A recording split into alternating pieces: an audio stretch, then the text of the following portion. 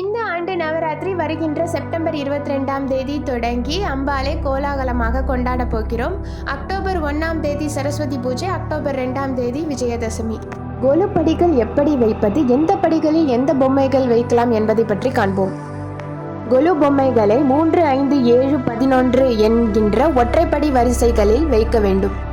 உலகில் உயிரினங்கள் எப்படி படிப்படியாக தோன்றியது என்றும் மற்றொரு விதமாக மனிதன் படிப்படியாக தன் வாழ்க்கையில் முன்னேற வேண்டும் என்பதை உணர்த்தும் விதமாக இந்த கொலுப்படிகள் அமைகின்றன. முதல் படியில் ஓரறிவு கொண்ட மரம், செடி, கொடி ஆகியவற்றை அடுக்க வேண்டும். 2ஆம் படியில் ஈரறிவு கொண்ட நத்தை போன்றவையும், 3ஆம் படியில் 3அறிவு கொண்ட எறும்பு போன்றவையும், 4ஆம் படியில் 4அறிவு கொண்ட நண்டு, வண்டு போன்றவையும் வைக்கலாம். 5ஆம் படியில் 5அறிவு கொண்ட பறவைகளும் விலங்குகளும் வைக்கலாம். 6ஆம் படியில் 6அறிவு கொண்ட மனிதர்களின் பழக்க வழக்கங்கள், திருமணங்கள், கடை வியாபாரம் போன்றவை வைக்கலாம். 7ஆம் படியில் மனிதர்களிலிருந்து உயர்ந்த மகான்கள், அதாவது விவேகானந்தர், வள்ளுவர், மகா பெரியவா போன்றவர்களை வைக்கலாம்.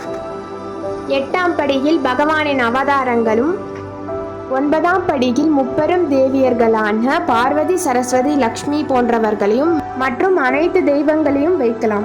உங்கள் எல்லாருக்கும் ஒரு சந்தேகம் இருக்கலாம், உங்ககிட்ட நிறைய பிள்ளையார் சிலைகள், அவதார செட்டு, லக்ஷ்மி செட்டு, சுவாமி சிலைகள் நிறைய இருக்கலாம்.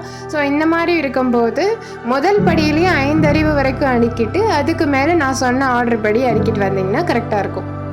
கலசத்தை நாம் முதற் படியிலேயோ அல்லது 3ஆவது படியிலேயோ வைக்கலாம். இவ்வாறு கொலு படிகளை அடுக்கி நவராத்திரியை கொண்டாட வாழ்த்துக்கள். இந்த பதிவு உங்களுக்கு பிடிச்சிருந்துச்சுன்னா சேனலை சப்ஸ்கிரைப் பண்ணிக்கோங்க.